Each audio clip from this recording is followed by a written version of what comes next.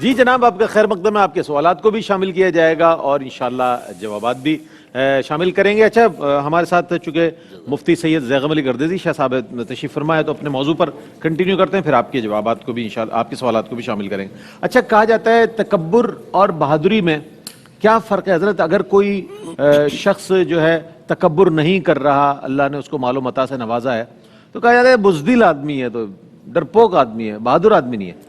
تو کیا یہ کہا جانا چاہیے یہ ہمارا رویہ درست ہے؟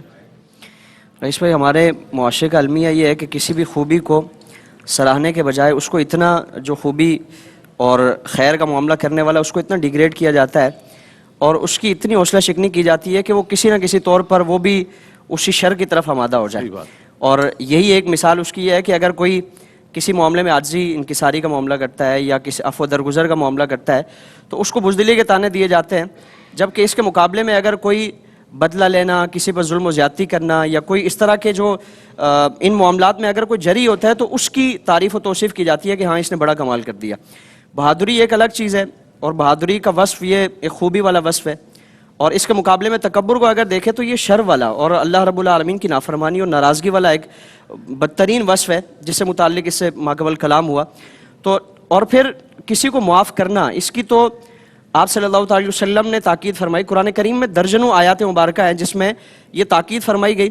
حضور نے پہلوان کی جو نشانی اور پہلوان جو حقیقی پہلوان ہے اس سے متعلق فرمایا کہ پہلوان وہ نہیں ہے جو کسی کو پچھاڑ دے، کشتی میں کسی کو ہرا دے، بلکہ پہلوان وہ ہے جو غصے کے وقت اپنے آپ پر قابو رکھے اور اپنے جذبات پر قابو رکھے. غصے کی اور جذبات کی کیفیت میں کوئی ایسا عمل وہ سرزد اس سے نہ ہو جائے کہ جو اللہ رب العالمین کو ناراض کرنے والا ہے. اور پھر درگزر کرنا، معاف کرنا، عاجزی انکساری اختیار کرنا، باوجود حق پر ہونے کے اپنا حق معاف کرنا اور خالصتاً اللہ کی رضا کے لیے، اس کا قرآن کریم میں بے شمار تاکید فرمائی گئی، فضائل بیان فرمائے گئے. فرمایا کہ وَلْيَعْفُوا وَلْيَصْفَحُوا، کہ چاہیے کہ وہ درگزر کریں، آپس میں ایک دوسرے کو معاف کریں. اور اس کا فائدہ بیان فرمائے کہ أَلَا تُحِبُّونَ أَن يَغْفِرَ اللَّهُ لَكُمْ، کہ کیا تم یہ پسند نہیں کرتے ہو کہ اس عمل کی وجہ سے اللہ رب العالمین تمہیں بھی معاف فرما دے.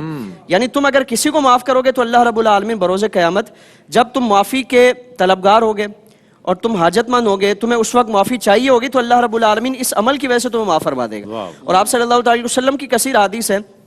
حضور کا اگر عمل ہم دیکھیں، مکہ مکرمہ میں آپ کے ساتھ کیا معاملات ہوئے اور پھر مدینہ منورہ میں یہود و نصارہ کی طرف سے آپ کے ساتھ کیا معاملات کیے جا رہے ہیں، اس کے باوجود آپ صلی اللہ علیہ وسلم جب فتح مکہ کے دن حضور کے پاس اختیار ہے، چاہے وہ خانہ کعبہ کی چابی والا معاملہ ہو یا پھر ظلم و ستم کے پہاڑ آپ کے اوپر ڈھانے والے، صحابہ کرام کے گلوں میں رسیاں ڈال کر گھسیٹنے والے اور صحابہ کرام پر ظلم و ستم کی انتہا کرنے والے آپ کے سامنے سر جھکائے کھڑے.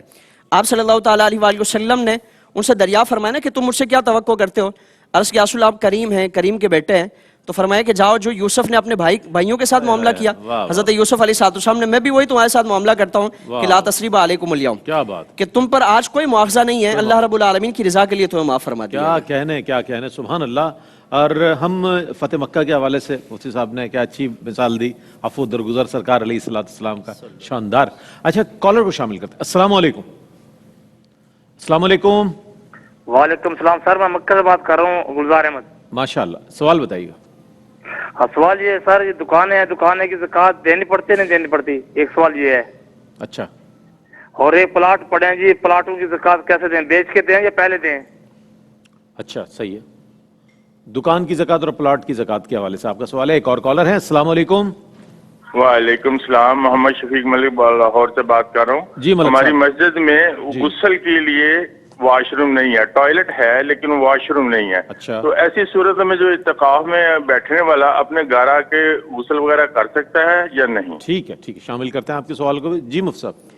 جی دیکھیں، دکان پر زکوٰۃ ہوتی ہے، جو پروفٹ وغیرہ آ رہا ہے وہ اگر آپ کے پاس جمع ہے، سال گزر گیا ہے تو دیگر مال اور اس کو ملا کر پھر اس کے اوپر زکوٰۃ وغیرہ کا حساب دیکھا جائے گا. ٹھیک ہے. اسی طرح اگر پلاٹ ہے وہ بیچنے کے قصد و ارادے سے لیا تھا تو پھر تو وہ مال تجارت ہے، ہر سال اس کا جو بھی کرنٹ ویلیو ہوگی وہ نکال کر اس کا 2.5% زکوٰۃ آپ کو نکالنی ہوگی. اور اگر ایسا نہیں ہے، وہ آپ نے رہنے کے لیے لیا ہے یا فرض کر لیں مکان بنا کے کرائے پہ چڑھا دیں گے تو یہ مال تجارت نہیں ہوگا، پھر اس پہ کوئی زکوٰۃ وغیرہ نہیں ہوگی. اس کا مطلب اگر مال تجارت ہے تو یہ نہیں کہ بیچ کر پھر اس مال کے اوپر، بلکہ سال بسال پلاٹ کی جو بھی قیمت ہے وہ نکلوائیں اور اس پہ 2.5% زکوٰۃ دینی ہوگی.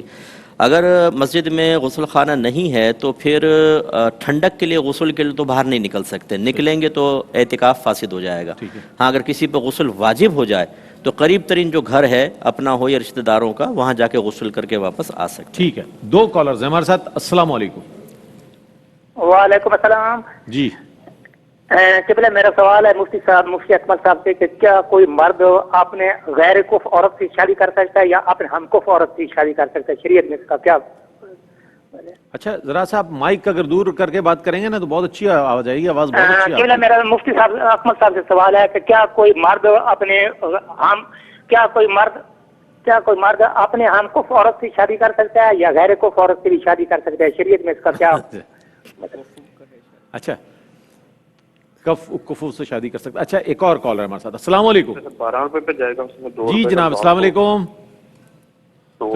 جی ہم سے بھی بات کر لیں، سوال کر لیں۔ دوسرے اس کے اندر آپشن دیتے ہیں کہ لیوریج کا، ہلو، ٹھیک ہے، اس کے اندر آپ 10 روپے کو 100 روپے بنا کے ٹریڈ کر سکتے ہیں، ٹھیک ہے جی، اس کی لیکن جو خریدنے کی۔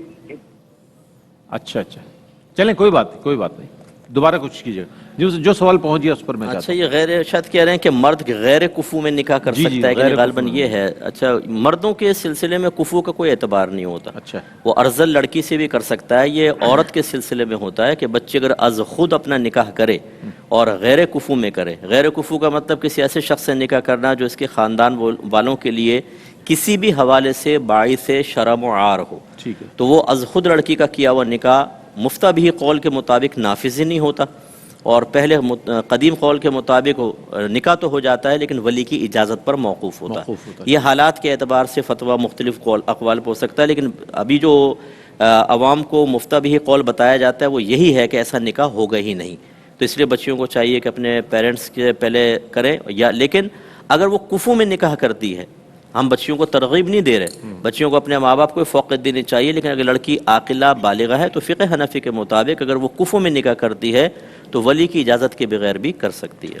اچھا مفتی ارشاد حسین سعیدی صاحب، چونکہ ہم اپنے موضوع پر بھی بات کر رہے ہیں، تکبر کا علاج کیا ہے، ہم کس طرح اس گناہ سے بچ سکتے ہیں؟ میں چاہتا ہوں اس کے حوالے سے کچھ رہنما اصول آپ کے بیان ہو جائے تو۔ دیکھیے، تکبر کے حوالے سے اس کے اسباب اور وجوہات پر بھی بات ہوئی ہے، اس کی علامات پر بھی بات ہوئی ہے، لہٰذا اس میں یہ ہے کہ یہ دیکھنا ہوگا کہ کس سبب سے وہ تکبر پیدا ہوا ہے اور کن کن صورتوں میں اس کی علامات ظاہر ہو رہی ہیں، لہٰذا اسے اسی میدان میں جا کر کاؤنٹر کرنا ہوگا۔ مثال کے طور پر کہ اگر کسی آدمی میں تکبر پیدا ہوا ہے اپنے مال اور دولت کی وجہ سے، تو اسے چاہیے اس کا علاج کرنے کے لیے وہ غریبوں کے ساتھ اپنے آپ کو بٹھائے اور غریبوں کو اپنے ساتھ بٹھائے، ان کے ساتھ میل جول بڑھائے، ان کے ساتھ میل ملاقات رکھے۔ ایسے ہی اگر تکبر پیدا ہوا ہے اس کو کسی منصب کی وجہ سے، اس سے تکبر پیدا ہوا ہے، تو اس کا علاج یہ ہے کہ وہ اپنے سامنے ہر آنے والے کمزور شخص کو، سب آرڈینیٹ کو، ماتحت کو اگر وہ کھڑے ہو کے سلام کرتا ہے، انہیں خوش اخلاقی سے ملتا ہے، پیش آتا ہے، تو اس سے وہ اپنے تکبر کا علاج کر پائے گا۔ اور صوفیاء اور بزرگ تو کہتے ہیں کہ بڑا وہ نہیں ہوتا کہ جس کی مجلس میں چھوٹے بیٹھیں اور اپنے آپ کو چھوٹا ہی محسوس کریں، بڑا وہ ہوتا ہے کہ جس کی مجلس میں کوئی چھوٹا اپنے آپ کو چھوٹا نہ سمجھے، وہ اپنے آپ کو چھوٹا نہ سمجھے تو وہ بڑا ہوتا ہے۔ تو لہٰذا تکبر کا جو علاج ہے وہ ان اسباب اور علامات کے تناظر میں ہر آدمی کو دیکھنا ہوگا، جس سبب سے پیدا ہوا ہے اسی سبب میں اس کا علاج موجود ہے۔ ٹھیک ہے جناب، شرعی مسائل کا سیگمنٹ یہاں پر پہلا سیگمنٹ ہم نے پیش کیا، اگلے سیگمنٹ میں دوبارہ آپ کی کالز لیں گے اور اپنے موضوع کو کنکلوڈ کریں گے، پیغامات لیں گے، ہمارے ساتھ رہیے گا۔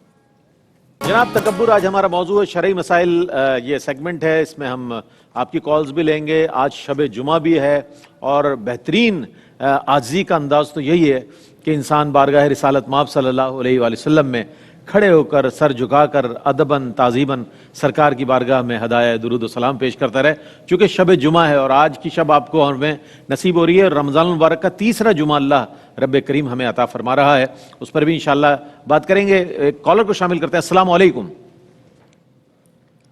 السلام علیکم۔ السلام علیکم، مجھے آپ کی آواز نہیں سنائی دے رہی۔ جی السلام علیکم۔ چلے کوئی بات نہیں، अच्छा मुफ्ती साहब, मैं चाहता हूँ मुफ्ती इरशाद हुसैन सईदी साहब, आपके पास सवाल है तो उसका जवाब हमारे नाजरीन के लिए। जी, ये हमारे कंट्रोल रूम से ये सवाल आया है। किसी भाई ने पूछा कि उनकी एक गाड़ी है जो उन्होंने अपने भाई को दे दी इस्तेमाल के लिए, अच्छा। तो क्या उस पर ज़कात होगी कि नहीं? तो देखें, इस सिलसिले में अर्ज़ ये है कि वो गाड़ी ख़रीदते वक्त उनकी नीयत क्या थी। अगर ख़रीदी ही इस्तेमाल के लिए है और अब अपने इस्तेमाल की बजाय भाई को दे दी है, तो फिर इस्तेमाल की चीज़ों के ऊपर ज़कात नहीं होती। और अगर गाड़ी ख़रीदते वक्त ये नीयत और इरादा मौजूद था कि ये मेरी सेविंग है और इसको मैं ख़रीद लेता हूँ, फिर जहाँ मुनाफा मिलेगा तो बेच दूँगा, तो अगर ख़रीदने बेचने की नीयत से ली तो फिर वो माल तिजारत के दर्जे में शुमार होगी, फिर उसकी जो वैल्यू है उस पर ज़कात बनेगी। और अगर ख़रीदी ही इस्तेमाल की नीयत से थी तो फिर उस पर ज़कात नहीं होगी। ठीक है। इसी तरह एक दूसरा सवाल आया है कि एक भाई ने पूछा कि उनका जो ज़कात का साल है वो पूरा होने में अभी 2 माह बाकी हैं, अच्छा, तो क्या वो पेशगी ज़कात अदा कर सकते हैं? तो इसका जवाब है कि जी बिल्कुल कर सकते हैं। जब भी मुस्तहिक और मोहताज सामने आया है तो आप ज़कात साल पूरा होने से पहले पेशगी तौर पर भी अदा कर सकते हैं, बशर्ते कि उसमें ज़कात देते वक्त अब नियत करना होगी कि ये मैं ज़कात दे रहा हूँ। ऐसा नहीं हो सकता कि किसी ज़रूरतमंद को कोई रकम दे दी और बाद में नियत की, तो बाद वाली नियत काबिल एतबार नहीं होती। लिहाजा जब रकम दे रहे हैं, देते वक्त नियत कर लें और फिर जब साल पूरा हो तो देख लें ज़कात अगर उससे आपकी ज़्यादा बनती है तो इसको माइनस करके बाकी अदा कर दें, पूरी बनती है तो फाबिहा, और अगर ज़कात इससे कम बनती है तो फिर आप उसको एडजस्ट कर सकते हैं, अगले साल में भी एडजस्ट कर सकते हैं। तो गोया पेशगी दी जा सकती है, नियत करना जरूरी है। हमारे साथ कॉलर है। अस्सलाम वालेकुम। अस्सलाम वालेकुम। कादरी बात कर रहा हूँ लाहौर से जनाब। जी जनाब। मुफ्ती अकमल साहब को मेरा सलाम और तमाम टीम को। अभी रिसेंटली उम्रा अदा करके आया हूँ, आप सबके लिए तमाम दुआएं हुई हैं। बहुत शुक्रिया, जज़ाकल्लाह। अल्लाह ताला आप सबको उम्र में बरकत अता फरमाए। मेरा सवाल ये है कि कुछ लोग मस्जिद में नमाज की जगह अपनी मुख्तस कर लेते हैं, अपनी जानमाज बिछा लेते हैं या उस पे चादर या रुमाल डाल के, और उसके बाद काफी लेट आते हैं जब तक वो जगह खाली रहती है, और कोई अगर उस पर बैठे तो उस पर नाराजगी का इजहार करते हैं। क्या ये तरीक़ाकार सही है या उस पर कोई बंदा अगर दूसरा आके बैठ सकता है या नहीं बैठ सकता? इस हवाले से जरा मुफ्ती साहब से जरूर शामिल। जी मुफ्ती साहब क्या फरमाइएगा? जी हाँ, बैठे हुए को तो नहीं उठा सकते अगर कोई बैठा हुआ है, और कोई इंगेज कर ले जगह। हाँ, लेकिन इंगेज करने की शरन बिल्कुल इजाजत नहीं है। आप जाके रुमाल हटा के वहाँ बैठ सकते हैं, अगर आके वो लड़ेगा तो लड़ाई झगड़ा करेगा हजरत, हाँ वो गुनाहगार वो होगा। बिल्कुल, ये कोई अपनी जगह मखसूस नहीं कर सकता, पूरी मस्जिद पे हर एक का। लोग कुर्सी भी डाल के, अपना मखसूस कुर्सी होती है वो ला के रख देते हैं, कोई हिलाए ना, इसको हाथ भी ना लगाए। तो ये भी हमने देखा है कि ये भी तकब्बुर की अलामत होती है। कोई बेचारा करे तो उस पर लड़ना शुरू कर देते। जी हाँ, सही है। किब्र के मजम्मत में ही मुफ्ती साहब ने जवाब दे दिया। एक और कॉलर है। अस्सलाम वालेकुम। अस्सलाम वालेकुम। वालेकुम अस्सलाम। जी जनाब। मेरी ना वाइफ है, वो ना हर कोई बात भी होती है वो हर सवाल में मुझसे तलाक मांगती है। अच्छा, ठीक है जनाब, ठीक है, बहुत शुक्रिया आपका शामिल करने के लिए। जी मुफ्ती साहब। जी देखें, अभी अगर ज़ौजा बार बार वो तलाक का मुतालबा करती है तो पहले हस्बैंड को अपने ऊपर भी गौर करना चाहिए, घर के माहौल पर भी गौर करना चाहिए, क्योंकि हर औरत खामखा तलाक का मुतालबा नहीं करती है, इसलिए हमें अपनी कोताहियाँ भी देखनी चाहिए। लेकिन अगर कोई ऐसी वैलिड रीज़न नहीं है और फिर औरत तलाक का मुतालबा करती है तो ये हराम और गुनाह कबीरा है, क्योंकि नबी करीम सल्लल्लाहु अलैहि वसल्लम ने इरशाद फरमाया कि जो औरत बगैर किसी शरई वजह के मुतालबा तलाक करे वो बरोद क़यामत जन्नत की खुशबू भी नहीं पा सकती। तो ये हराम और गुनाह कबीरा है मुतालबा तलाक। जो बहनें थोड़ी थोड़ी इमोशनली ब्लैकमेलिंग करती है ना, दे दो मुझे तलाक, छोड़ दो, मैं जाती हूँ अपने, फैसला कर दो आज, हाँ फैसला कर दो। फिर वो दुपट्टे पट्टे समेटना शुरू करेंगे और कान यहाँ मुंतजर होंगे कि वो कहेगा नहीं चलो रुक जाओ, अच्छा रुको मैं तुम्हारा मुतालबा पूरा करता हूं। बाद में शौहर कहते हैं अल्लाह तेरा शुक्र है काम हो गया, मेरे नाम करो नहीं तो मैं वो रोकता ही नहीं है, फिर खुद रुक जाती हैं। तुम तो नहीं कहोगे ऐसे नहीं जाऊंगी तुम्हें छोड़कर। ओहो, अच्छा ये दूसरा वार है। ये दूसरा वार ऐसे होता है। वो देखती है शौहर ने तो मनाया नहीं, वो कहते हैं ऐसे नहीं छोड़ूंगी तुम्हारे, तुम्हें तकलीफ पहुंचाती रहूंगी, फिर वो स्टे हो जाता है। चली जाऊंगी तो तुम्हें कैसे तकलीफ, क्या बात है, अलग अलग डायमेंशन है ना तकलीफ देने की। अच्छा बहरहाल मुफ्ती साहब क्या कहिएगा, तकब्बुर आज हमारा चूंकि मौजू है, उस पर क्या पैगाम दीजिएगा आज की इस शब में, जब हमारे नाजरीन तक ये पैगामात पहुँचे, अहकाम शरिया पहुँचे, इस हवाले से कुरान और हदीस की रोशनी में क्या फरमाइएगा? रईस भाई, सबसे पहले तो इंसान अपनी तख्लीक पर गौर करे। कुरान करीम में اس کی تخلیق کے مختلف مراحل کو بیان فرمایا گیا، اور انسان سے متعلق فرمایا کہ یہ جو آج اکڑ کر چلتا ہے، تکبر اور نخوت کے ساتھ یہ چلتا ہے اور اپنے برابر کسی کو نہیں سمجھتا، اور ایک ان ساری جو اس طرح کی روحانی علائشیں ہیں اس کا یہ پیکر بنا ہوا ہے، تو فرمایا کہ یہ اپنے وجود پر غور کرے کہ حل اتی علی الانسان حین من الدہر لم یکن شیئا مذکورا، یہی انسان جو آج نخوت، غرور، تکبر کا پہاڑ بنا ہوا ہے، فرمایا کہ اس کی تخلیق کے مراحل میں بعض ایسے مراحل بھی آئے کہ یہ قابل ذکر چیز ہی نہیں ہے، یعنی اس کا ذکر کرنا بھی قابل نہیں سمجھا جاتا، یہ انسان کی تخلیق کے مراحل میں اور انسان کی حقیقت اور حیثیت یہ ہے۔ تو انسان اگر کبھی اس طرح کے جذبات اور اس طرح کے احساسات پیدا ہوں تو انسان تھوڑا پیچھے مڑ کے دیکھ لے کہ وہ ہے کیا، اور اللہ رب العالمین نے کس کیفیت سے اس کو نکالا ہے، اس کے تخلیق کے مراحل سارے اللہ رب العالمین نے بیان فرمائے، اور اسی کے ساتھ ساتھ عاجزی انکساری اختیار کرے۔ تکبر کی وجہ سے نہ دنیاوی طور پر عزت حاصل کی جا سکتی ہے، نہ اخروی طور پر، بلکہ محرومی ہی محرومی کا باعث ہے، جبکہ اگر عاجزی اختیار کی جائے گی، آپ صلی اللہ تعالیٰ علیہ وآلہ وسلم کا فرمان ہے کہ جس نے جتنی تواضع اختیار کی، جتنی عاجزی اختیار کی، اللہ رب العالمین اس کو اتنی بلندیاں عطا فرمائے گا۔